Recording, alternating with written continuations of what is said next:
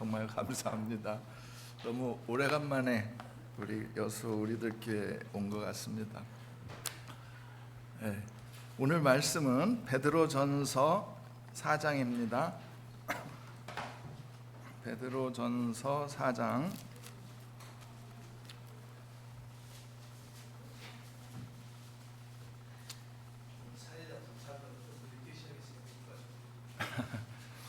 소망의 찬송과 우리 김한성 집사님의 기도와 또 오늘 또 같이 읽어야 하는 로마서 6장 6절의 말씀, 제가 오늘 우리 여수 식구들과 함께 나누고자 하는 말씀이 다 거기에 이미 다 들어있는 것 같아요. 이 성령의 교통하심이 우리 속에 있기 때문에 오늘 소망의 찬송도 그렇고 우리가 어떻게 살아야 되는지 그것을 오늘 함께 나누고자 했는데 이미 다 우리 성령의 교통하심으로 이미 다 선포가 되었습니다. 함께 이 베드로전서 4장을 보면서 그 내용을 함께 다시 확인해 주시기 바랍니다. 11절까지 교독으로 읽겠습니다. 그리스도께서 이미 육체의 고난을 받으셨으니 너희도 같은 마음으로 갑옷을 삼으라. 이는 육체의 고난을 받은 자가 죄를 그쳤음이니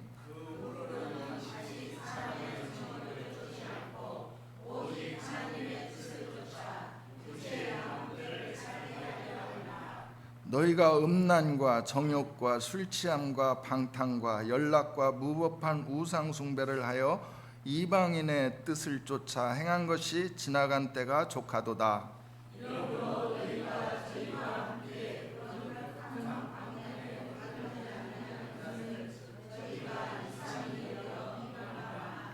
저희가 산 자와 죽은 자 심판하기를 예비하신 자에게 직고하리라.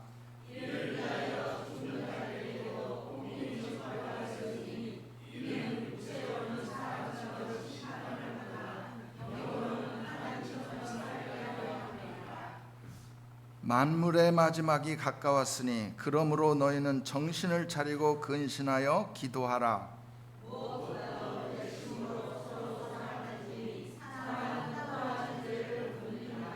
서로 대접하기를 원망 없이 하고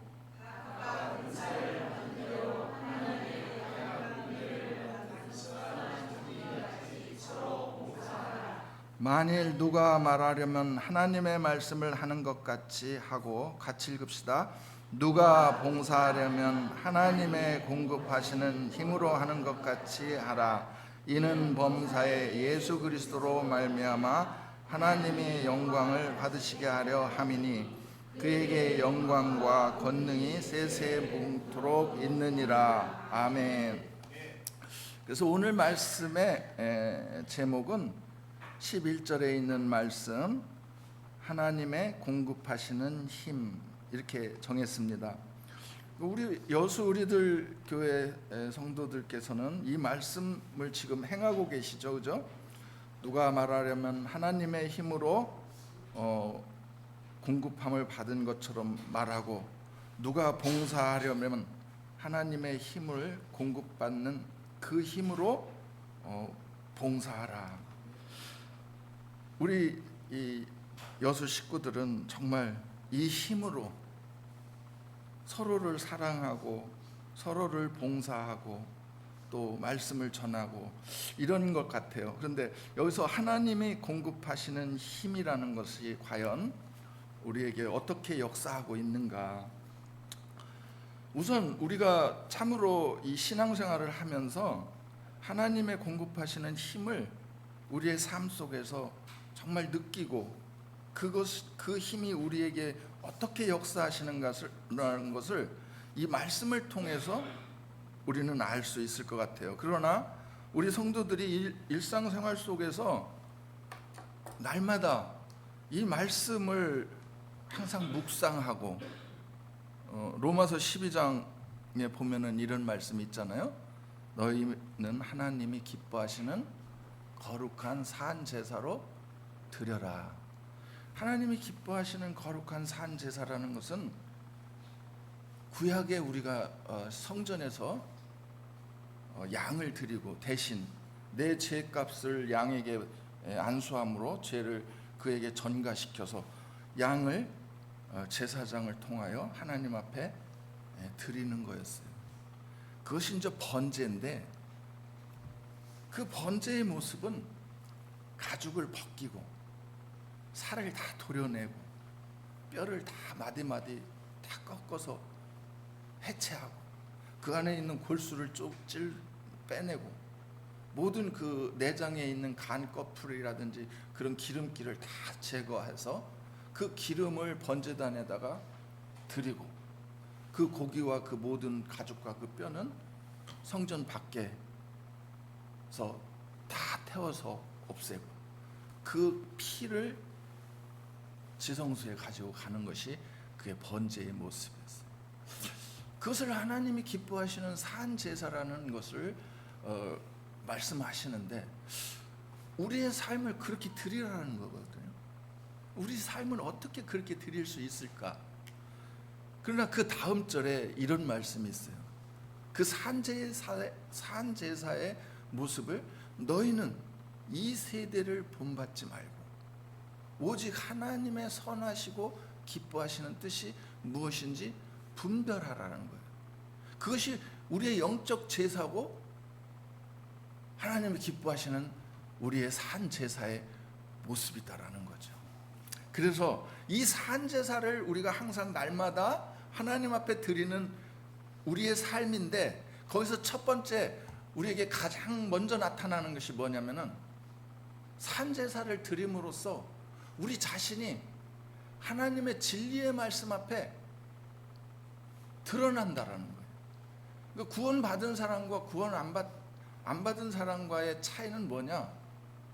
구원받은 사람은 하나님의 진리의 말씀이 무엇인지 알지 못하기 때문에 자기 자신이 어떤 존재인가를 까마득히 모르고 그냥 죽는 날짜가 언젠지도 모르고 그 어둠의 세계를 그냥 가는 것과, 구원받은 우리는 이제 환한 빛 가운데 모든 것이 드러나는 상태. 요한 1서에 보면 이런 말이 있어요. 하나님은 빛이신데 그 하나님과 사귐이 있는 자는, 죄 없다 하는 자는 스스로 속이는 자다. 그러니까 어쩌면 구원받은 이후에 우리 성도들이 다 느낄 수 있겠지만, 내가 구원받았는데 왜 더 내가 죄 가운데 괴로워하는 내 자신을 발견할 때가 많잖아요. 그것은 당연한 거예요. 왜?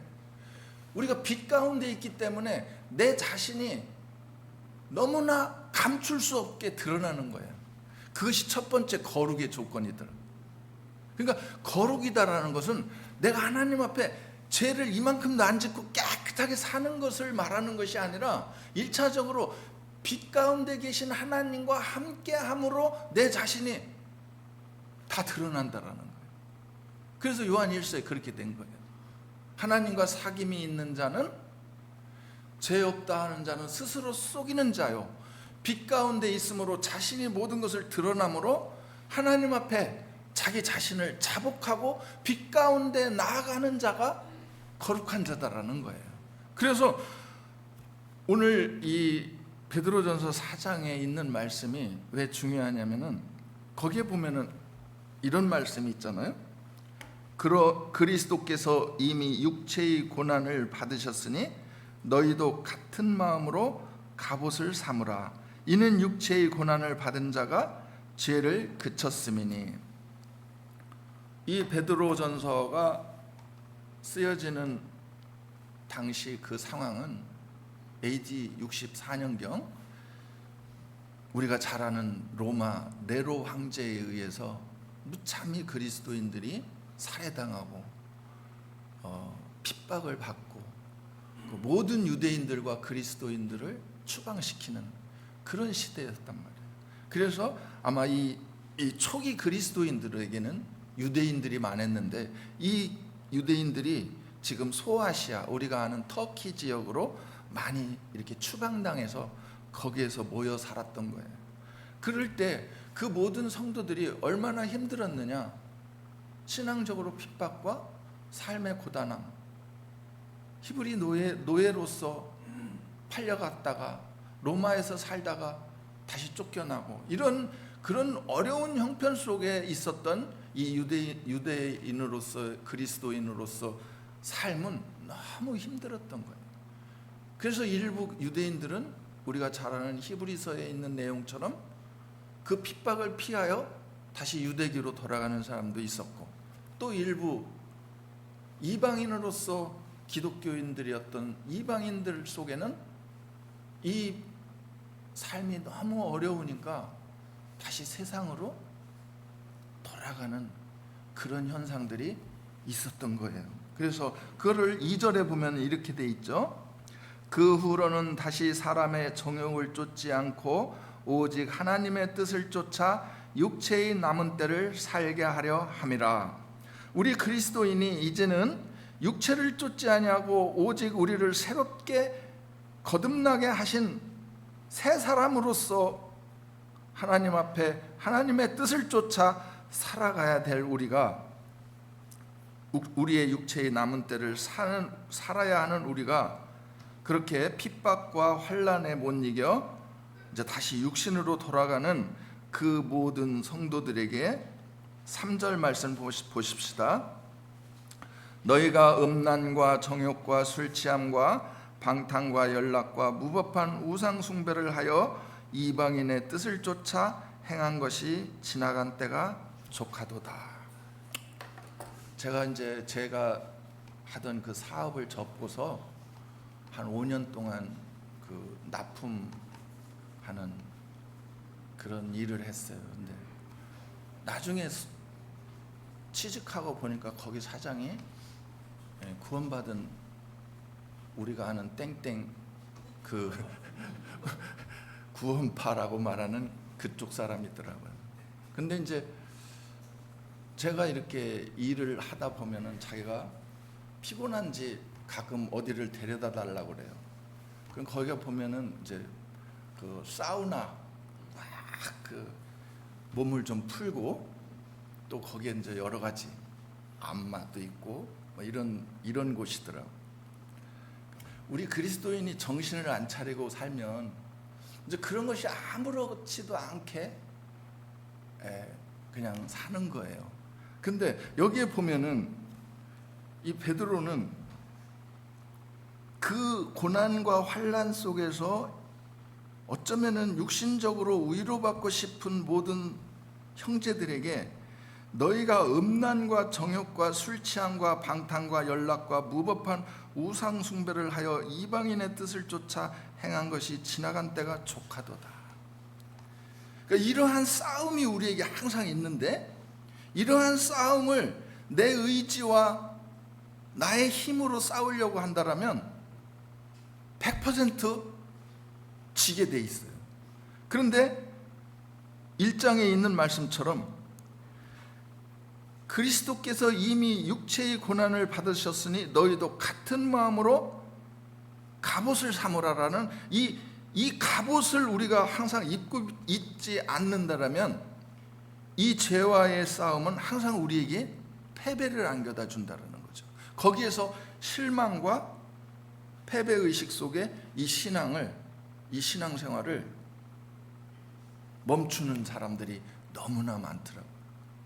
그렇기 때문에 그러한 어떤 우리 그리스도인으로서 깨어있는 7절에 그런 말씀을 하잖아요. 만물의 마지막이 가까웠으니 그러므로 너희는 정신을 차리고 근신하여 기도하라.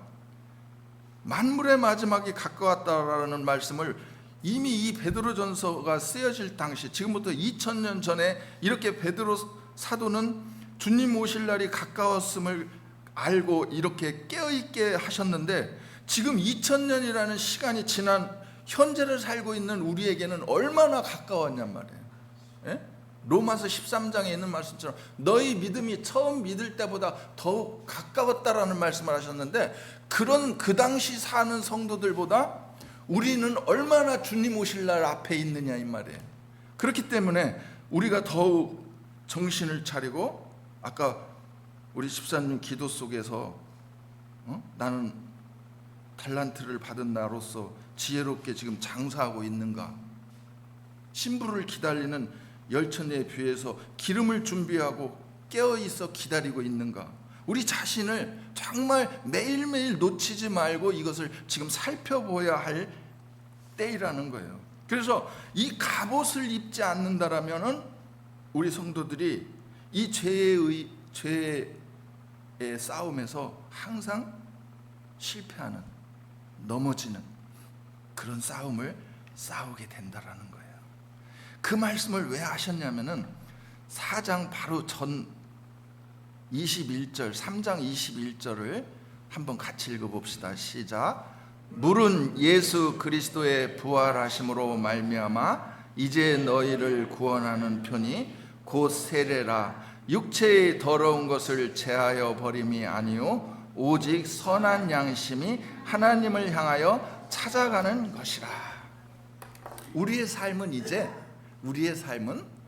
내가 이런 죄를 안 져야지, 나에게 이렇게 나쁜 자꾸 버릇이 있어, 이런 것들을 고쳐야지, 이런 나의 의지에 의해서 내가 변화되는 것이 아니라, 여기에 있는 것처럼 세례란 우리 몸에 더러운 것을 제하여 버림이 아니요 오직 선한 양심이 되어 하나님을 향하여, 그 세상의 더러운 것들을 피하여 하나님을 향하여 솟구쳐 찾아가는 그런 삶의 모습이다. 마치 물속에서, 깊은 물속에서 죽었다가 다시 살아난 자라면 어떻게 하겠어요?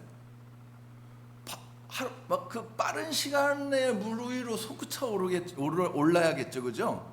그런 모습처럼 우리의 삶은 이제 위를 향하여, 하나님을 향하여 이 육체의 모든 것들을 버리며 솟구쳐 올라가는 그런 선한 양심으로서 우리의 삶을 살아야 된다라는 거예요. 그래서 사도 바울이 고린도후서 5장에 이런 말씀을 하셨어요. 고린도후서 5장을 보십시다.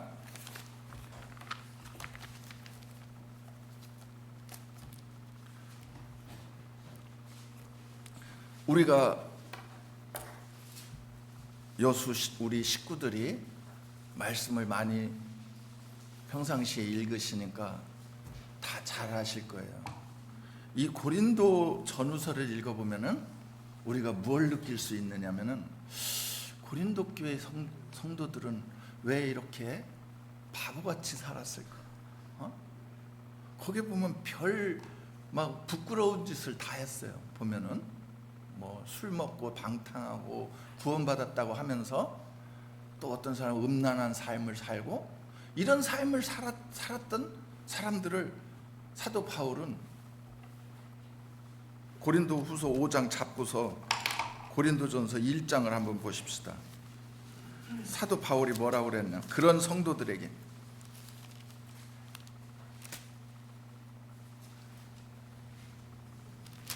고린도전서 1장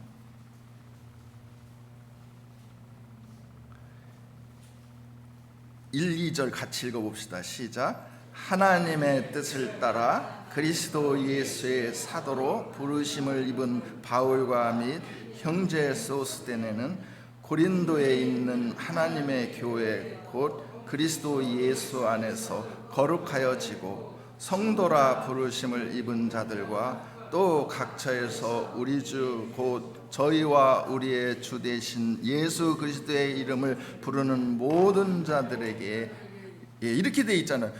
그 고린도 형제들에게 예수 안에서 거룩하여지고 성도라 부르심을 입은 자들이라고 그랬대. 그러니까 아까 말씀드린 것처럼 고린도 성도들도 처음에 이방인으로서 어떻게 살아야 될지를 잘 몰랐던 거예요.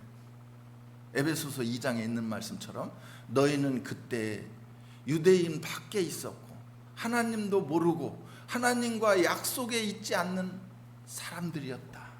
그런 이방인들이 구원을 받고, 어떻게 구원을 받았어요? 자기가 죄인임을 깨닫고 예수 그리스도의 피가 자기 죄를 속했다라는 그 믿음으로 말미암아 그 믿음을 하나 갖고 있었던 거예요. 그러면서 세상에 살다 보니까 우리의 육신은 여전히 죄 가운데서 노인정 가서 옆집 노인네들하고도 싸우고 세상 사람들과 다투고, 이런 모든 우리의 삶은 일상적으로 다 세상 사람들과 별로 구별됨 없이 살 수 있는 조건이란 말이에요, 우리는. 그러나 여기에서 하나님의 말씀을 통하여 고린도 교회 성도들이 이제 변화되기 시작한단 말이에요. 내가 잘못 살았구나. 고린도 전서라는 사도 바울의 편지를 보고서 고린도 교회 성도들이 얼마나 회개를 했느냐면은, 고린도전서 7장에 보면은 내가 편지로 너희를 근심하게 하였으나 그 근심하게 한 것을 나는 후회하지 않는다. 왜? 너희가 하나님의 뜻대로 근심하게 되었기 때문에 고린도 교회 성도들이 변화된 거예요. 우리가 이렇게 살면 안 되겠구나라는 것을 깨닫게 되고 고린도 성도들이 하나둘 변화되는 삶으로 살게 되는 거예요. 우리도 마찬가지죠. 구원받은 지 얼마 안 된 우리 삶을 보면은 하나님의 말씀도 잘 모르고 뭔가 어떻게 살아야 되는지 아직 확실히 모르게 되니까 우리가 육신 속에 그냥 죄인지도 모르고 우리의 삶을 살지만, 이런 교제와 말씀을 들음으로써 우리 자신이 어떤 존재인가를 깨닫게 되고 우리 자신을 점점 이제 세상과 구별된 삶으로 우리 자신을 계속 점진적으로 변화시키는 그러한 삶으로 살게 된다라는 거예요. 그것이 우리의 삶을 하나님은 거룩한 삶이라고 인정해 주시는 거예요. 그게 왜 그럴까요? 그게 고린도 후서 5장에 이렇게 돼 있어요. 고린도 후서 5장 11절을 보십시다. 11절 같이 읽읍시다. 시작. 우리가 주의 두려우심을 알므로 사람을 권하노니 우리가 하나님 앞에 알려졌고 또 너희의 양심에도 알려졌기를 바라노라. 우리가 하나님이 얼마나 두려우신가를 사도 바울이 알기 때문에 너희가 구원받은 그 구원을 값없이 생각하고 다시 세상으로 돌아갈까 봐 이 권면을 한다. 그러면서 그 권면의 얘기를 이렇게 쭉 12절부터 쭉 얘기를 하는 거예요. 우리가 다시 너희에게 자천하는 것이 아니오 오직 우리를 인하여 자랑할 기회를 너희에게 주어 마음으로 하지 않고 외모로 자랑하는 자들을 대하게 하려 하는 것이라. 우리가 만일 미쳤어도 하나님을 위한 것이요 만일 정신이 온전하여도 너희를 위한 것이니 그리스도의 사랑이 우리를 강권하시는 도다. 사도 바울의 삶은 매일매일 언제 죽을지 모르는 그런 고난의 삶이었단 말이에요. 그런데 여기서 뭐라고 돼 있어요? 그리스도의 사랑이 나를 강권하시는 도다. 이 강권이라는 헬라어 원어에는 무슨 의미가 담겨져 있느냐? 수십만의 군중 속에 내가 떠밀려가는 그 힘, 그러니까 반항할 수 없는 힘에 의해서 내가 지금 떠밀려가는 거예요. 그만큼 그리스도의 사랑이 나를 강권하고 있다라는 거예요. 우리 모든 성도들의 삶이 바로 그리스도의 사랑 안에서 이렇게 지금 강권하는, 그리스도께서 우리를 그렇게 끌어당기고 매일매일의 삶 속에서 나를 잡아당기고 끌고 가신다라는 거예요. 그걸 느낄 수 있는 것이 우리의 삶을, 내 자신이 어떤 존재인가를 아직도 이 썩을 것에 몰입해서 육신적인 삶에 매일매일 삶을 그렇게 살아가는 나를 지금 주님은 나를 그렇게 끌고 가지고 계시다라는 거예요. 그 다음 절을 보십시다. 그 힘이 어디서 오는가? 그리스도의 사랑이 우리를 강권하시는도다. 그 뒷부분 같이 읽읍시다. 시작. 우리가 생각컨대 한 사람이 모든 사람을 대신하여 죽었은즉 모든 사람이 죽은 것이라. 그렇죠. 오늘 본문 1절에 뭐라고 되어 있어요? 그 죄와의 싸움 속에서 승리하기 위해서 그리스도라는 갑옷을 입어라. 그리스도라는 갑옷을 입는 것이 뭐냐? 여기에 뭐라고 돼 있어요? 한 사람이 모든 사람을 대신하여 죽었은즉 모든 사람이 죽은 것이라. 우리 성도들은 이것이 무슨 뜻인지 다 알죠, 그죠? 내가 주님과 함께 지금 함께 연합된 거라는 것은 한 몸을 이룬 거예요. 한 몸. 이것은 이 원어에는 부부의 관계. 그러니까 부부가 한 몸을 이루듯이 우리가 주님과 함께 내가 한 몸을 이루고 있다라는 거예요. 그것이 어떻게 이루어지느냐? 보라, 생각해봐라, 형제들아. 우리 모두를 위하여 그리스도께서 그 고난을 당하셨은즉, 그 주님께서 당하신 고난은 우리 모두가 당한 것이다. 우리 모두를 대표해서 예수님께서 한 사람이 그 받으신 그 고난은 우리의 모든 고난입니다. 그것이 연합의 원리라고 되는 거예요. 그래서 우리 형제들이 전도 집회 때 들어보니까 예수님께서 내 죄를 사해 주셨대. 이런 정도로 믿음을 시작했던 우리가 이제는 그 주님께서 지신 그 십자가는 바로 내가 져야 되는 십자가였구나라는 것을 깨닫게 되는 거예요. 어떻게? 하나님의 말씀을 통하여 깨닫게 되는 거예요. 그래서 시편 19편에 이렇게 다윗은 하나님 앞에 찬양을 드리잖아요. 하나님이여, 자기 허물을 깨달을 자 누구리요? 우리 인간이 내 자신의 죄를 깨달을 수 있다라는 것이 하나님이 주신 얼마나 큰 놀라운 은총인가. 저는 이렇게 어쩔 수 없이 어떻게 잘못하면 죽을 것 같아서 그냥 길에 이렇게 방치된 고양이 한 마리 키우다 보니까 고양이를 키우게 됐어요. 근데 그 고양이를 이렇게 보면 내가 날마다 감사하게 된다니까요. 왜? 그 고양이는 자기의 잘못을 알 수가 없어요. 깨달을 수가 없어요. 시편 19편에 있는 말씀처럼 그 창조의 세계를 찬양하면서 자기의 허물을 깨달을 자 누구리요? 주여, 나에게 숨겨진 죄가 있나 항상 살펴주옵소서. 이 찬송이란 말이에요. 그렇기 때문에 우리의 모든 삶 속에서 이 고린도 교회 형제들처럼 나의 자신도 부끄럽게 아직 육신의 욕망을 따라 지금 살고 있지만 날마다 아니면 주일마다 이렇게 말씀을 통하여, 교제를 통하여 우리 자신이 어떤 존재인가를 알게 하시고, 그로 말미암아 내 대신 지신 그 주님의 십자가를 바라보게 하신단 말이에요.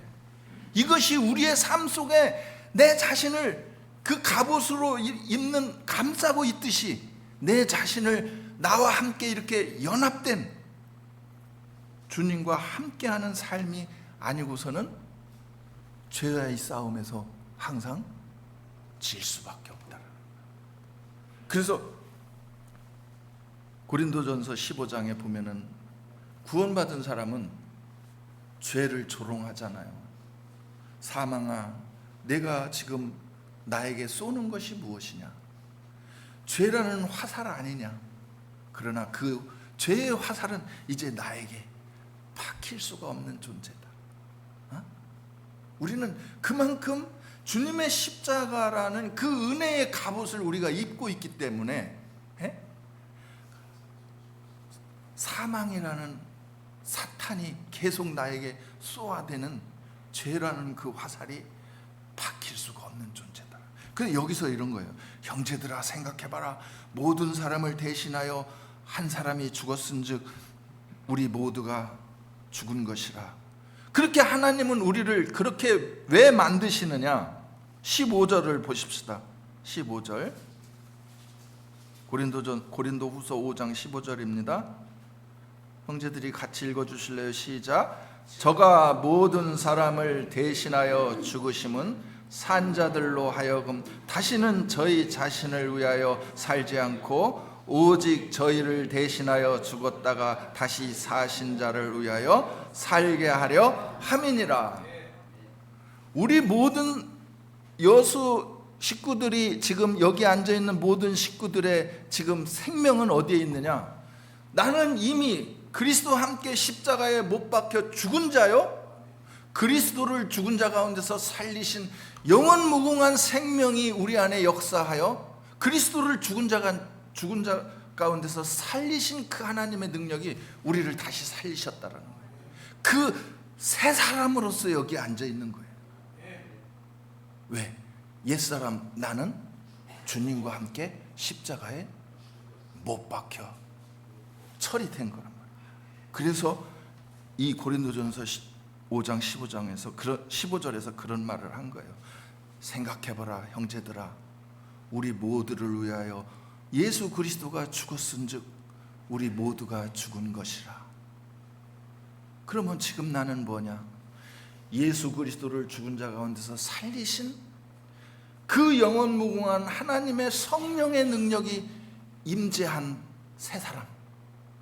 우리 성도들 속에는 그 그리스도를 죽은 자 가운데서 살리신 그 능력인 성령이 임재하고 있다라는 거예요.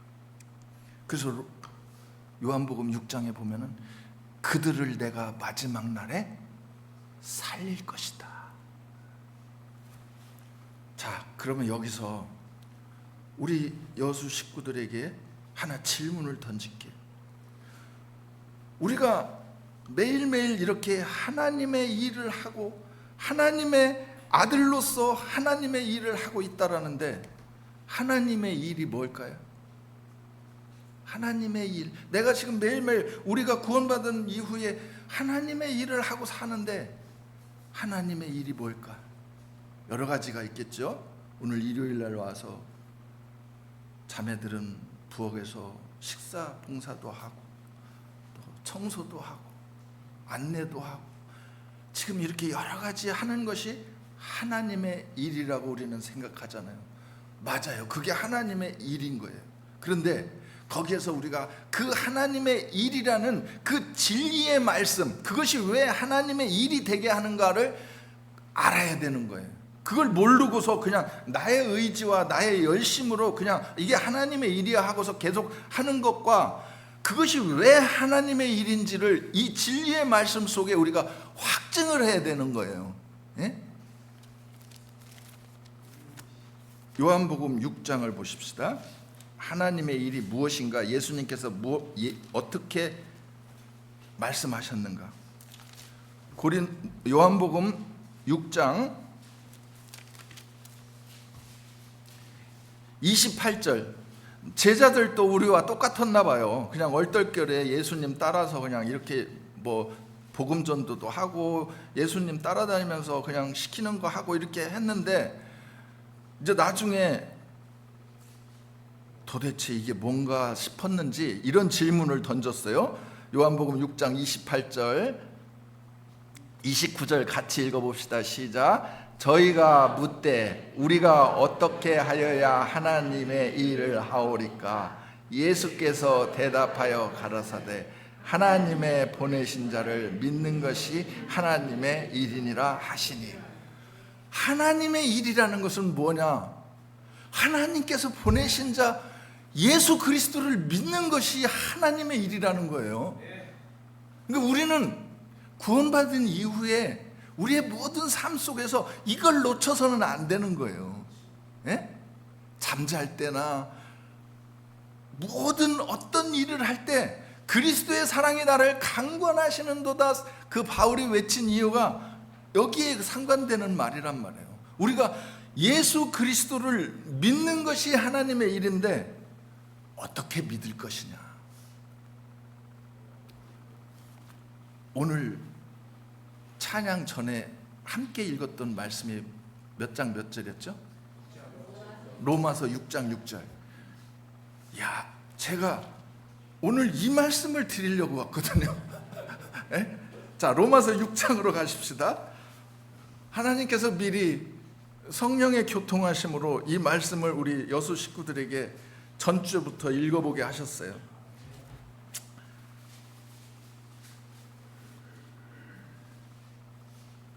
자, 우리 형제들이 매일매일의 삶 속에서 육신 속에 갇혀 있는 우리가 항상 죄와의 갈등을 겪게 되는 거예요. 근데 거기서 매일매일의 삶 속에서 내가 하나님 앞에 승리하는, 그 죄 가운데서 승리하는 힘을 공급받는 것. 오늘 제목, 하나님의 힘으로 공급받는 것. 이것이 뭐냐? 여기에 바로 로마서 6장의 말씀을 우리가 이해할 때 그 힘이 우리에게 살아있음을 알게 되는 거예요. 살아있음을. 자, 로마서 6장 6절 보기 전에 아까 본 고린도 후서 5장으로 다시 보십시다. 로마서 6장 6절 잡으시고 고린도 후서 5장 11절로 다시 돌아갑시다. 우리가 주의 두려우심을 알므로 사람을 권하노니 우리가 하나님 앞에 알리워졌고 또 너희의 양심에도 알려졌기를 바라노라. 자, 사도 바울이 이 고린도 형제들에게 육신적인 어떤 죄와의 싸움 속에서 거듭거듭 패배하는 고린도 성도들에게 하나님은 두려우신 분이다. 그래서 그 두려운 그 하나님을 우리가 너무나 잘 알고 있기에 그 고린도 성도들에게 권하는 말씀을 지금 얘기하는 거예요. 그 권하는 말씀을 사도 바울은 항상 이 서신서를 읽을 때 조심하는 거예요. 그 권하는 말씀을 바로 얘기를 안 해요. 그 앞에서 수식어가 쭉 있어요.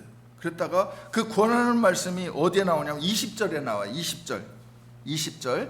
20절 같이 한번 읽어보실까요? 시작. 이러므로 우리가 그리스도를 대신하여 사신이 되어 하나님이 우리로 너희를 권면하시는 것 같이 그리스도를 대신하여 간구하노니 너희는 하나님과 화목하라. 우리의 삶 속에서 너희는 매일매일 하나님과 화목되어지는 삶을 살아야 돼. 그 화목되어지는 삶을 살기 위하여 뭐가 필요한 거냐?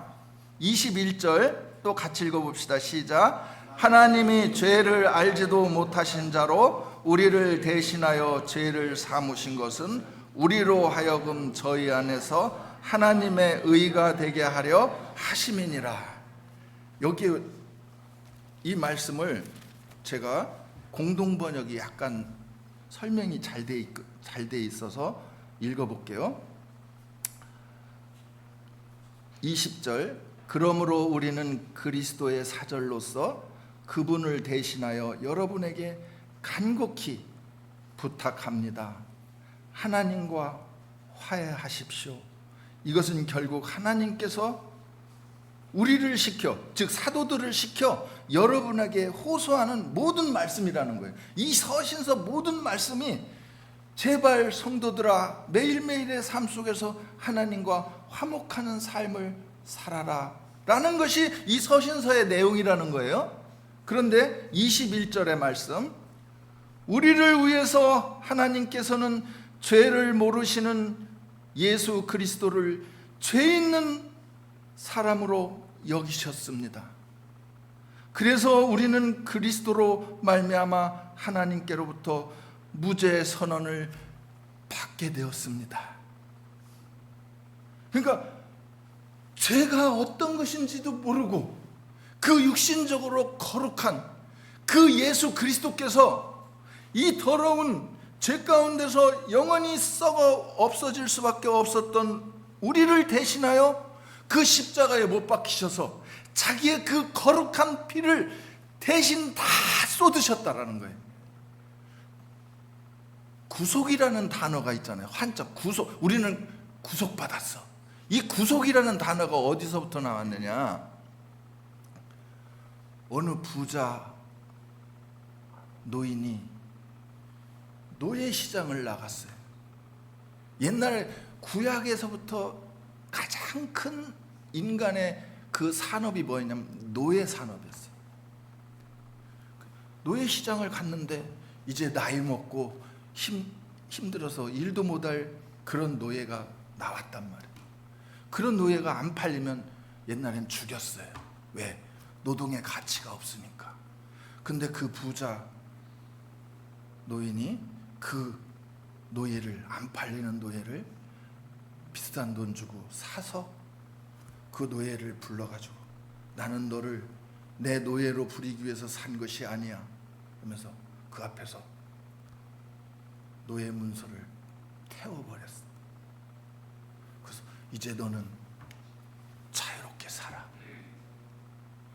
근데 그 노예는 신명기에 있는 얘기를 이렇게 끄집어내면 그 노예는 너무나 감동스러워.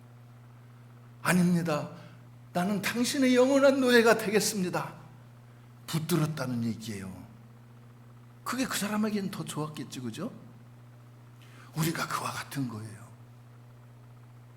이 죄만은 영원히 썩을 수밖에 없는, 히브리서 9장에 있는 말씀처럼 죽음이 두려워 죄의 종로로 타다가 죽을 수밖에 없었던 우리를 위하여 자기의 그 거룩한 피를 대신 우리의 죄값으로 치러주시고 우리를 살리셨다 이 말이에요.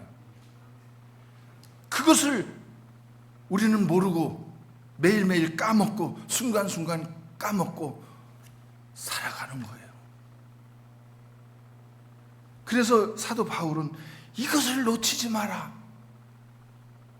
하나님과 우리 사이를 화목케 하는 그 주님의 십자가의 은혜를 놓치지 마라. 이것을 로마서 6장에서 그렇게 설명을 했어요. 로마서 6장 이제 다시 돌아갑시다. 자, 우리가 한번 이렇게 생각해 봅시다. 고린도후서 5장 21절에 우리를 위해서 하나님께서는 죄를 모르시고 죄가 없는 분으로 우리의 죄값을 치러주시고 우리를 무죄 선언해 주셨다. 그러므로 이 주님의 은혜로 말미암아 하나님과 화목하라. 이 권면의 말씀을 잊어버리고 만약 이런 말씀을 이렇게 바꿔봅시다. 그리스도로 말미암아 하나님께서 너희들에게 무죄 선언을 해주시니까 계속해서 너희들은 죄를 지으면서 살겠느냐? 이 질문이 로마서 6장 1절의 말씀이에요. 보십시다. 그런즉 우리가 무슨 말하리요? 은혜를 더하게 하려고 죄에 거하겠느냐? 거기에 그 다음에 뭐라고 돼 있어요? 그럴 수 없느니라. 왜? 너희는 육체에 있는 자들이 아니야. 왜? 그 다음에 뭐라고 돼 있어요? 3절 같이 읽읍시다. 무릇 그리스도 예수와 합하여 세례를 받은 우리는 그의 죽으심과 합하여 세례를 받은 줄을 알지 못하느냐? 뭐 지난 수련회 보고 때 여름 수련회 때 세례 받은 사람들 숫자가 많아졌다고 그러는데 제가 속으로 혹시 올해 계속 교회 다니면서 세례 받으라고 했거든요. 왜? 세례가 왜 중요한 거냐? 우리 여수교회 식구들 중에도 세례를 안 받으셨다면 빠른 시일 내에 수양관을 가서 받으시던, 시간이 없으면 겨울철에 뜨거운 물을 타서 욕조에 받아 놓으시더라도 세례를 받는 것이 좋을 거예요. 왜냐? 여기에 뭐라고? 우리가 왜 세례를 받습니까? 세례를 받을 때 어떻게 돼요? 우리는 물속에 푹 들어가잖아요. 그리스도와 함께 나는 십자가에서 죽은 자로서 들어가는 거예요. 여기서 너희가 세례로 말미암아, 왜 세례를 말하느냐? 예수 그리스도와 합하여 세례를 받은 우리는 그의 죽으심과 합하여 세례를 받은 줄을 알지 못하느냐? 세례 받을 때 물속으로 우리가 푹 담그는 것은 뭐냐? 내 자신이 그리스도와 함께 십자가에서 못 박힌 자로 죽었음을 하나님 앞에 선포하는 거란 말이에요.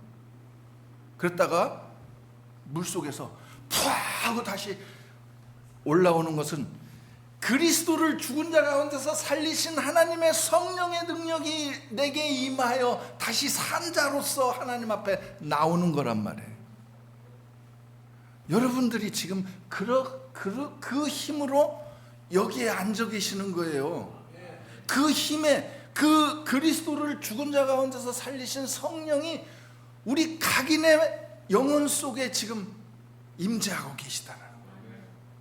그것이 마지막 날에 그리스도께서 영광 중에 나타나실 때 너희 죽을 몸도 살릴 것이다라는 그 역사가 이루어진 날.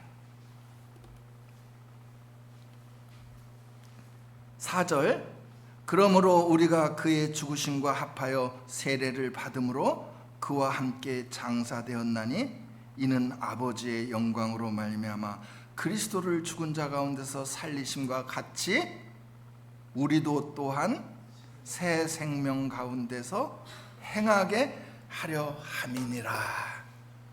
우리가 이제 매일매일의 삶이 뭐냐? 그리스도를 죽은 자 가운데서 살리신 하나님의 새 생명의 힘으로 살아가는 거라. 그러니까 여러분들이 두려워할 필요가 없어요. 왜? 그 다음에 우리가 6장 6절 오늘 읽은 말씀이에요. 우리가 알거니와 우리 옛사람이 예수와 함께 십자가에 못 박힌 것은 죄의 몸이 멸하여 다시는 우리가 죄에게 종노릇하지 아니하려 함이니 이는 죽은 자가 죄에서 벗어나 의롭다 하심을 얻었음이니라. 그러니까 이제 우리는 죄가 어떻게 상관할 수 없는 존재가 된 거예요. 거기에 그 다음 말씀에 그 말씀이 나와요. 14절에 죄가 너희를 주관치 못하리니 이는 너희가 법 아래 있지 아니하고 은혜 아래 있음이니라. 그러니까 이 말씀이 우리의 갑옷이 되어야 된다는 거예요. 우리의 삶 속에 나는 비록 넘어져도 우리 주님께서 이미 승리하시고 나를 붙들고 계시구나라는 것을 우리의 삶 가운데 발견하는 거예요. 만일 우리가 어린아이를 손을 들고 돌멩이가 큰 돌멩이들이 막 우툴북툴 막 노출된 그런 바깥에서 걸어간다고 합시다. 어린아이는 당연히 넘어지겠죠, 그죠? 그러나 아빠의 손을 붙든 어린아이의 모습, 넘어지지만 안 넘어지고 넘어지지만 안 넘어지는 거예요. 왜? 아빠의 손에 붙들려 있기 때문에. 우리의 삶이 그런 거예요. 내 자신은 분명히 살아가다가 보니까 나는 넘어진 자고 아직도 육신 속에 있어서 죄 아래 죄를 지을 수밖에 없는 존재고 실패하는 존재고 우리의 삶 가운데 그것을 발견하는 거예요. 그렇지만 우리 주님께서 나를 붙들고 계시다라는 것을 항상 믿음으로 말미암아, 그것이 로마서 7장 마지막 절이에요. 오호라 나는 곤고한 자로다. 내 자신을, 우리 여수 식구들 한번 삶 가운데 내 자신을 살펴보란 말이에요. 제3자의 입장에서 살피는 거예요. 그 로마서 7장 내용은 거기 뭐라고 돼 있어요? 내가 이제 아노니 율법도 거룩하고 율법이 의롭고 거룩하도다. 왜? 그 율법이라는 하나님의 진리의 말씀이 나를 비춰주시기 때문에 내가 어떤 존재이고 매일매일의 삶 속에서 어떤 족적을 남기고 살아가는가를 비춰주기 때문에 내가 그것을 볼 수가 있는 거예요. 그래서 사도 바울이 뭐라고 돼 있어요? 하나님을 향하여 내가 선하게 살고자 하는 마음이 간절하나 내 육신 속에는 아직도 죄의 법이 역사하여 나를 죄 아래 사로잡아 오는 것을 보는도다. 우리 자신은 날마다 그렇게 내 자신을 발견하는 거예요. 왜? 빛 가운데서, 진리라는 하나님의 말씀 가운데. 그래서 선을 행하기 원하는 나에게 악이 항상 함께 있는 것이로구나. 오호라 나는 곤고한 자입니다. 왜? 나는 이럴 수밖에 없는 존재입니다. 거기서 끝났어요? 우리 주 예수 그리스도에게 감사하리로다. 거기서 환희에 찬 감사가 왜 나와요? 이런 나를, 나 같은 이런 존재를 위하여 그 고난을 당하시고 그 거룩한 피를 흘려주셔서 나를 매일매일의 삶 속에서 하나님 앞에 무죄 선언을 받게 하시고 의롭다 하시게 하신 그 예수 그리스도를 우리의 삶 가운데 바라보게 하신다. 여기에 우리의 승리가 있는 거예요. 네?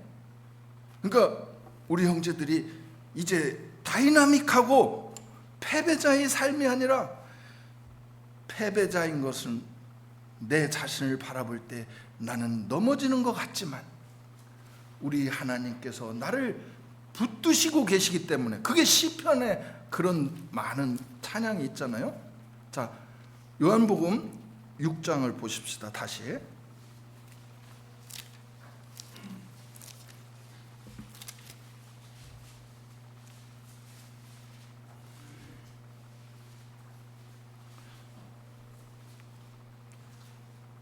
요한복음 6장 45절 같이 읽어봅시다.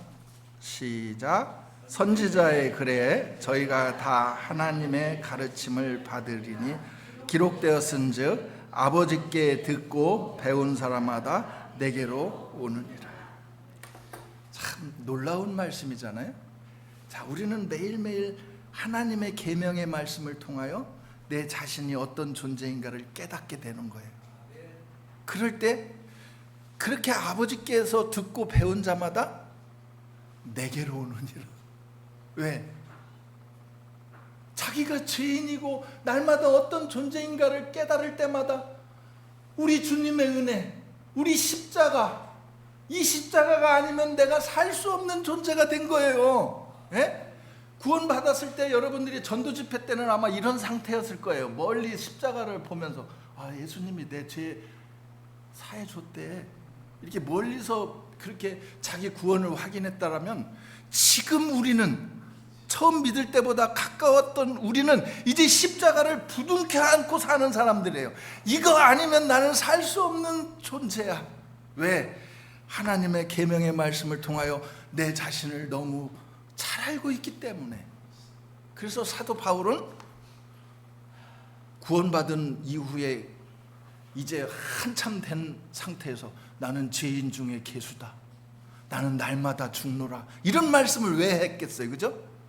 우리의 삶도 마찬가지잖아요. 자, 여기서 놀라운 신명기 말씀이 우리의 이 믿음을 미리 상징한 것 같아요. 자, 이거 한번 보십시다. 좀 늦어도 된다고 했어요 아까? 네. 신명기 11장 한번 보십시다. 구약 11장. 제가 한 시간 내로 되게 끝내기를 노력하는데 오늘 조금 더 보고 마치겠습니다. 신명기 11장 8절을 보십시다. 8절. 이제 이 상태가 어떤 상태였냐면, 이제 모세가 드디어 이스라엘 백성을 이끌고 요단강 동편에 서서 자기는 이제 그 가나안 땅에 들어갈 수가 없었어요. 왜냐하면 무리바 사건 때문에 모세가 짜증을 냈었거든요. 막 백성들이 목마르다고 원망을 하니까 내가 너희들에게 물을 내려 하면서 하나님이 지팡이를 한 번만 쳐라 이랬는데 짜증 부리면서 야, 내가 니네들한테 물을 주랴, 이런 것 같아요. 그렇게 하니까 네가 뭔데 내 백성에게 그렇게 하느냐, 너는 가나안 땅에 들어갈 수 없다, 그걸로 못 들어갔어. 그래서 모세가 이제 이 요단강 동편에서 이 어린아이들을 보내는 것 같이 다시 하나님의 계명의 말씀을 하나하나 다시 갱신해서 설명해주고, 너희가 저기 들어가면 이렇게 살아야 돼, 너희가 거기 들어가면 반드시 이렇게 살아야 돼, 이거를 확인한 게 이 신명기의 말씀이에요. 그래서 이 신명기에는 자, 이런 말씀이 있어요. 9절을 보십시다. 또 여호와께서 너희의 열조에게 맹세하사 그와 그 후손에게 주리라고 하신 땅 곧 젖과 꿀이 흐르는 땅에서 너희의 날이 장구하리라. 내가 들어가 얻으려 하는 땅은 내가 나온 애굽 땅과 같지 아니하니 거기서는 너희가 파종한 후에 발로 물대기를 채소밭에 댐과 같이 하였거니와 너희가 건너가서 얻을 땅은 산과 골짜기가 있어 하늘에서 내리는 비를 흡수하는 땅이요 내 하나님 여호와께서 권고하시는 땅이라. 이게 무슨 말씀이냐면은 이스라엘 백성이 애굽의 종로로 탈 때는 벽돌을 굽는 일과 농사 일을 같이 했나 봐요.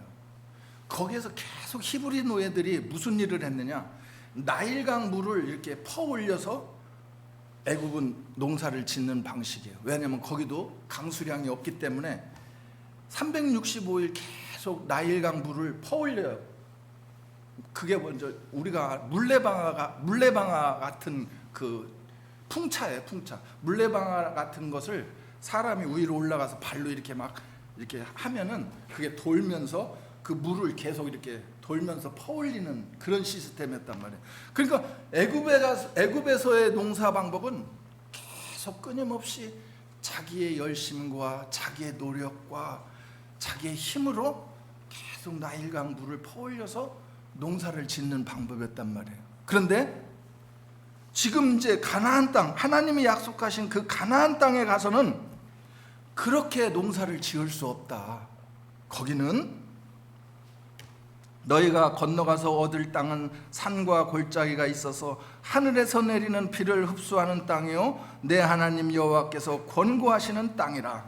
그러니까 하나님께서 계속 비를 내려주시고 안개로 적셔주시고 이렇게 하나님께서 은혜 베푸시지 않으면 열매를 맺을 수 없는 땅이다, 가나안 땅은.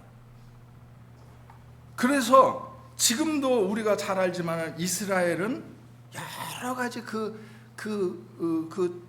관계 시설로 말미암아 땅을 조금씩 그 물을 이렇게 끌어들여서 막 적시는, 그래서 안개, 지중해에서 날라오는 안개와 그 북쪽의 헐몬산에서 이렇게 하는 어떤 그런 안개, 또 늦은 비와 이른 비, 10월 말경에 내리는 그 우기 때와 3월 정도에 내리는 그 우기, 그것이 아니면 이스라엘 땅에서는 농사를 지을 수 없는 거예요. 그런데 하나님께서 그들에게 그 하나님이 내려주시는 비와 이슬을 어떻게 할 때 내려주느냐, 14절을 보십시다. 14절, 여호와께서 너희 땅에 이른 비와 늦은 비를 적당한 때에 내리시리니 너희가 곡식과 포도주와 기름을 얻을 것이요 또 육축을 위하여 들에 풀이 나게 하리니 내가 먹고 배부를 것이라. 너희는 스스로 삼가라. 두렵건대 마음에 미혹하여 돌이켜 다른 신들을 섬기며 그것에게 절함으로 여호와께서 너에게 진노하사 하늘을 닫아 비를 내리지 아니하여 땅으로 소산을 내지 않게 하심으로 너희가 여호와의 주신 아름다운 땅에서 속히 멸망할까 하노라. 그래서 이 이스라엘 땅에서의 가나안 땅에서의 삶은 이스라엘 백성이 하나님의 은혜에 기대지 않으면 살 수 없는 땅이었다라는 거예요.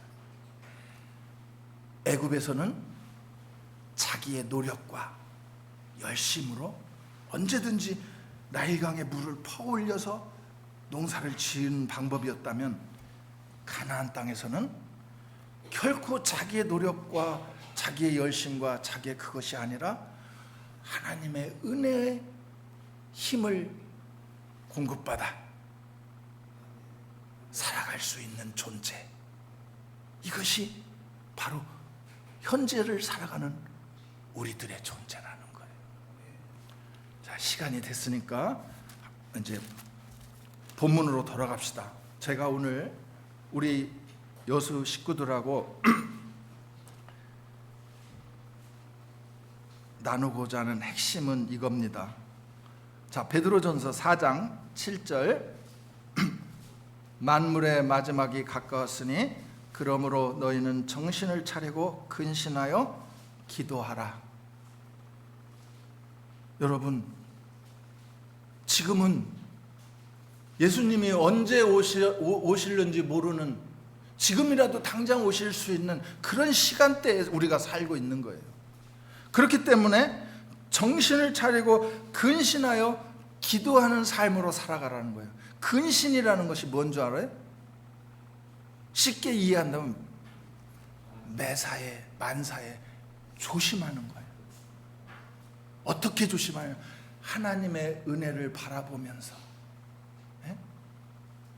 제가 예를 잘 듣는데 운전도 조심하고, 자기 차 추월했다고 막 쓱내면서 또 앞으로 막 가고 이렇게 하지 말고, 또 속도도 적당히 내고 안전한 운행, 모든 삶을 항상 조심조심. 지난주에 우리 자매는 가만히 있다가 갑자기 사촌 조카 결혼식에 가야 된다고 막 서둘러가지고 대전역에 가다가 굴러 떨어져갖고 발목 부러져서 막 이렇게 하고 오는데 막 너무 짜증나더라고요. 조심하고 살아야 되는데, 그래놓고서 자기 안 도와준다고 투덜대고 막 이렇게 그렇게 살아요. 그런데 근신하여 산다는 게 뭐냐? 항상 조심해서. 그것이 서로를 사랑하는 거거든요. 그리스도의 은혜를 간직한 우리가 왜 썩내고 급하고 막 그렇게 살아요? 바쁜 사람을 먼저 가게 비켜줄 수도 있는 거고, 그런 여유와 하나님으로부터 공급받는 안식과 평강이 내 안에 나를 사로잡고 있어야지 왜 그거를 항상 놓치고 사냐 이 말이에요. 그게 하나님으로부터 공급받는 힘이란 말이에요. 여유를 가지란 말이에요. 왜? 우리는 영생을 가진 자예요. 요한 1서에 보면은 마지막 결론을 어떻게 내려? 내가 편지를 너희에게 써서 너희를 권면하는 것은 너희 속에 영생이 있음을 알게 하려 합니다. 이 말로 요한 1서 결론을 그렇게 내린단 말이에요. 우리 여수 식구들도 우리 속에는 영생을 갖게 하는 힘이 내 안에 짐이 존재하고 있는데 그 힘을 왜 놓치고 사느냐 이 말이에요. 만물의 마지막에 가까웠으니 그러므로 너희는 정신을 차리고 근신하여 기도하라. 무엇보다도 열심으로 서로 사랑할지니 사랑은 허다한 자를 덮느니라. 우리 여수 식구들은 너무 사랑에 넘쳐서 이 말은 더 설명할 필요가 없을 것 같아요. 그런데 요한 1서를 자세히 읽어보면 이런 말이 있어요. 예수께서 우리를 위하여 자신의 몸을 드렸은즉 우리도 형제들을 위하여 내 몸을 버리는 것이 마땅하도다. 이게 두려운 말씀이잖아요. 이게 사랑의 끝판인데 그게 오늘 교제예요. 내가 그리스도와 함께 매일매일의 삶 속에서 십자가에 못 박힌 자로 그리스도를 죽은 자 가운데서 살리신 하나님의 능력을 따라 새 생명 가운데 살아가는가? 이것이 사랑이라는 거예요. 이것이 이 힘으로 오늘 마지막 뭐라고 하세요? 누가 말하려면 하나님의 말씀을 하는 것 같이 하고 누가 봉사하려면 하나님의 공급하시는 힘으로 하는 것 같이. 이 힘이 없으면 아무것도 힘들어서 못하죠. 그죠? 우리 여수교회 자매들 여장년 회장도 있고 열심히 하는 우리 자매들의 힘이 여기서부터 공급되지 않으면 못하는 거예요. 그래서 이 구체적인 힘이 어디서 공급되어지는가 가장 설명이 잘 된 것이 누가복음 7장이에요. 다 못 읽으니까 집에 가셔서 읽고 중요한 부분만 한번 살펴보고 마치겠습니다. 누가복음 7장. 하나님이 공급하시는 힘이 어디서부터 오는가 가장 잘 설명을 해준 것 같아요. 여기서 누가복음 7장 36절을 보십시다. 시간이 없으니까 바리새인이 예수님을 시험하려고 뭔가 걸고 넘어지려고 자기 집에 아마 초대를 했나 봐요. 점심이나 같이 먹자. 이렇게 해서 예수님이 지금 바리새인 시몬이라는 집에 와 있어요. 37절 보십시다. 그 동네에 죄인인 한 여자가 있어 예수께서 바리새인의 집에 앉으셨음을 알고 향유 담은 옥합을 가지고 와서 예수의 뒤로 그 발 곁에 서서 울며 눈물로 그 발을 적시고 자기 머리털로 씻고 그 발에 입 맞추고 향유를 부으니, 예수님이 이제 그 시몬이 점심을 준비하는 동안 시몬 집에서 마루 기둥에 이렇게 걸터서 이렇게 앉아 계시는데, 그 동네에서 아주 손가락질 당하는 음란한 여자라고 손가락질을 당하는 어떤 여자가 와서 그 비싼 향유를 예수님 머리에 붓고 자기 머리털로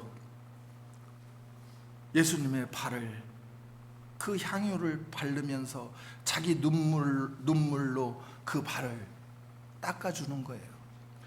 그러니까 그 시몬 바리새인이 속으로 예수가 정말 하나님의 선지자라면 자기 몸에 손대는 저 여자가 얼마나 더러운 여자인지 알 수 있을 텐데, 이렇게 생각을 하고 있는 것을 예수님은 딱 그 마음을 보시고 40절을 보십시다. 40절. 예수께서 대답하여 가라사대 시몬아 내가 네게 이를 말이 있다 하시니 저가 가로되 선생님 말씀하소서. 가라사대 빚주는 사람에게 빚진 자 둘이 있어 하나는 500데나리온을 졌고 하나는 50데나리온을 졌는데 갚을 것이 없어 둘 다 탕감하여 주었으니 둘 중에 누가 저를 더 사랑하겠느냐, 이렇게 이제 그 바리새인한테 질문을 던진 거예요. 그러니까 이 사람이 뭐라고 돼 있어요? 시몬이 대답하여 가로되 제 생각에는 많이 탕감받은 자가 자인이다. 그렇겠죠? 그죠? 많이 빚진 자를 빚을 탕감해 준다면 더 많이 빚진 자가 더 고맙게 생각할 것이란 말이죠. 내 판단이 옳다 하시고 여자를 돌아보시며 시몬에게 이르시되 이 여자를 보느냐? 내가 내 집에 들어올 때 너는 내게 발 씻을 물도 주지 아니하였으되 이 여자는 눈물로 내 발을 적시고 그 머리털로 씻었으며 너는 내게 입 맞추지 아니하였으되 저는 내가 들어올 때부터 내 발을 입 맞추기를 그치지 아니하였으며 너는 내 머리에 감람유도 붓지 아니하였으되 저는 향유를 내 발에 부었느니라. 47절 같이 읽읍시다. 시작. 이러므로 내가 네게 말하노니 저의 많은 죄가 사하여졌도다. 이는 저의 사랑함이 많음이라. 사함을 받은 일이 적은 자는 적게 사랑하느니라. 우리 여수 식구들이 우리의 삶 속에 하나님의 은혜에 찬송하며 하나님의 은혜의 그 힘으로 살 수 있는 조건은 뭐냐? 내가 많이 탕감받은 자임을 깨닫는 거란 말이에요. 그것은 무엇으로 깨닫느냐? 아까 요한복음 6장에서 살펴봤듯이 아버지께로 배운 자마다 내게로 오느니라. 예? 우리의 삶 속에 주님의 선하시고 기뻐하시는 뜻이 무엇인지 이 말씀을 통하여 우리 삶을 매일매일 비추지 않으면 내가 너무나 많이 탕감받은 자인가를 모르고 산다라는 거예요. 중요한 말씀 하나 더 찾아봅시다. 시편 32편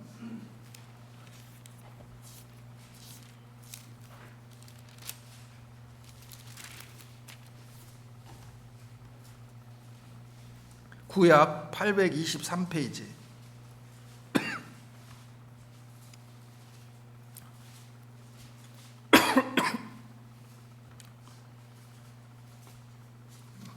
(1절에) 보면 허물의 사함을 얻고 그 죄의 가려움을 받은 자는 복이 있도다.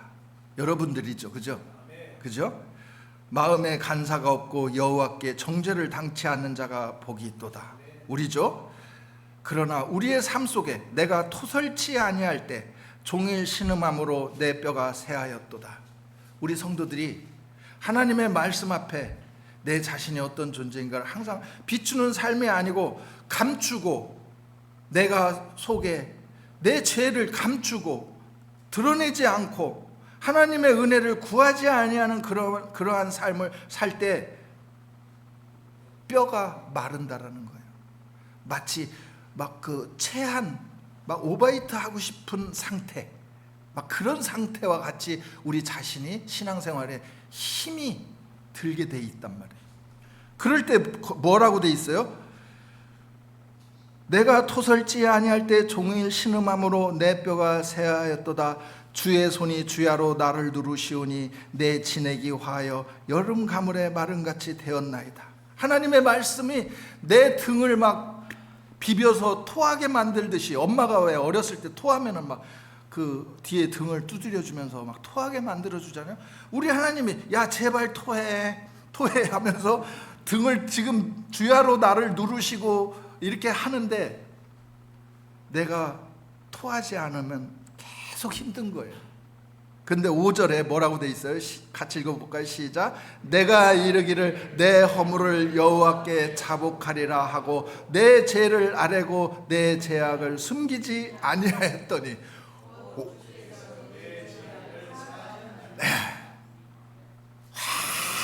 오바이트, 내 체한 모든 것들을 확 뱉어내듯이 내 삶 속에서 날마다 주님 앞에 감출 수 없는 진리의 빛 앞에서 내 자신을 자복하는 삶이 있을 때 뭐라고 돼 있어요? 내 죄악을 숨기지 아니하였더니 내 주께서 내 죄악을 사하셨나이다. 형제들이 오해하면 안 돼요. 전도 집회 날만 내 죄 사함을 받았구나 이렇게 생각하는 게 아니란 말이에요. 그 힘이 점점 어마어마하게 커진다는 거예요. 그래서 에베소서에서 그의 사랑의 깊이와 넓이와 길이를 알아가라. 이게 이제 막 점점 커지는, 내가 감당할 수 없는 그리스도의 사랑이 나를 덮치는 걸 알 수가 있어요. 그래서 아까 사도 바울처럼 그리스도의 사랑이 나를 강권하신도다. 거기서 뭐 우리가 한번 살펴볼까요? 내 죄를 아뢰고 내 죄악을 숨기지 아니하였더니 곧 주께서 내 죄악을 사하셨나이다. 이로 인하여 무릇 경건하게 살고자 하는 자는 주를 만날 기회를 타서 주께 기도할지라. 예? 만물이 가까웠으니 깨어 기도하라. 그 기도가 뭐냐? 주를 만날 기회를 타서, 주를 만날 기회를 타서라는 그 주의 이자라고 써 있어요? 혹시 성경에? 그 밑에 뭐라고 돼 있어요? 네. 주를 만나는 시간이 뭐냐? 죄를 깨닫는 시간이라는 거예요. 이게 히브리서 4장하고 연결되는 거예요. 주의 살아있는 말씀이 나에게 좌우의 날선 어떤 것보다 예리하여 내 속에서 역사할 때, 내 뼈를 쪼개고 내 골수를 빼내고 내 살을 완전히 해체시켜서 그 양의 번제를 드리듯이 주님의 진리의 말씀 앞에 내 자신을 그렇게 만들어 놓는단 말이에요. 그게 주를 만나는 시간이에요. 그럴 때 히브리서 4장에 뭐라고 돼 있어요? 이제 더 이상 안 찾을게요. 그것만 가십시다. 히브리서 4장으로 그대로 가서 확인합시다. 히브리서 4장에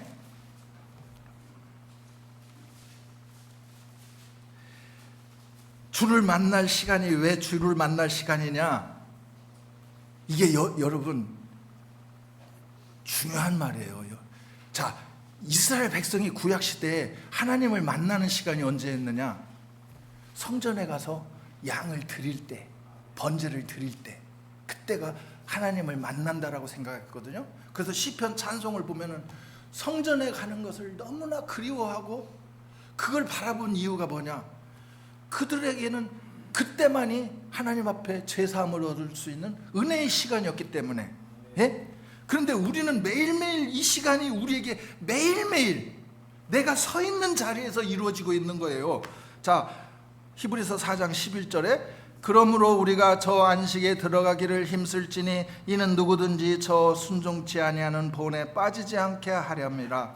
하나님의 말씀은 살았고 운동력이 있어 좌우의 날선 어떤 검보다 예리하여 혼과 영과 및 관절과 골수를 찔러 쪼개기까지 하며 우리 마음의 생각과 뜻을 감찰하나니 지으신 것이 하나라도 그 앞에 나타나지 않음이 없고 오직 만물이 우리를 상관하신 자의 눈앞에 벌거벗은 것 같이 드러나느니라. 구원받은 이후에 우리가 이런 삶을 살게 되는 거잖아요. 특별히 저도 장사를 해봤는데 장사하는 사람들이 괴로워요. 왜? 장사는 사실은 거짓말을 하지 않으면 안 되거든요. 왜? 그런데 우리는 하나님 앞에 이렇게 진리의 말씀 앞에 예리한 칼날 앞에 우리의 골수와 우리의 심령과 우리의 마음을 꿰뚫어 보시는 그 진리 앞에 서 있단 말이에요. 그래서 14절의 말씀이 있는 거예요. 14절 말씀 읽어보시죠. 시작.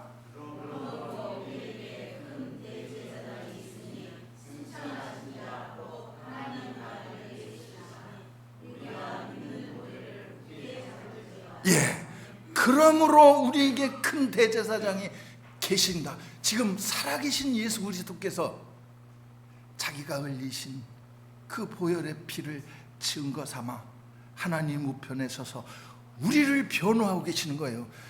우리를 거룩하다 거룩하다 외치시게 만드는 거예요. 왜?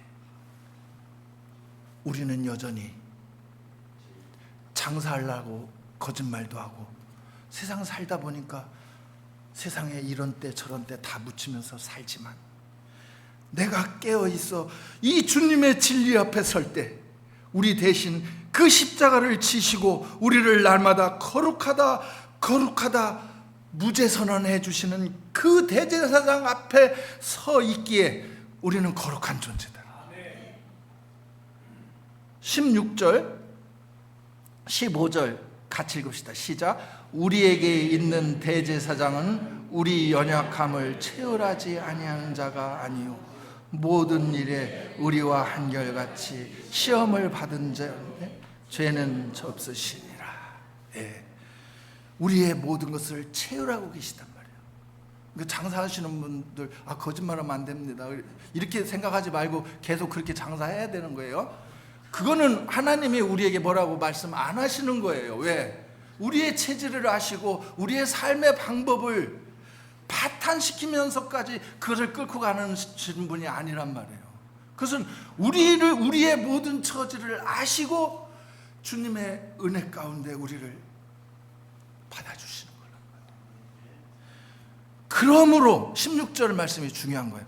그러므로 우리가 긍휼하심을 받고 때를 따라 돕는 은혜를 얻기 위하여 은혜의 보좌 앞에 담대히 나아갈 것이니라.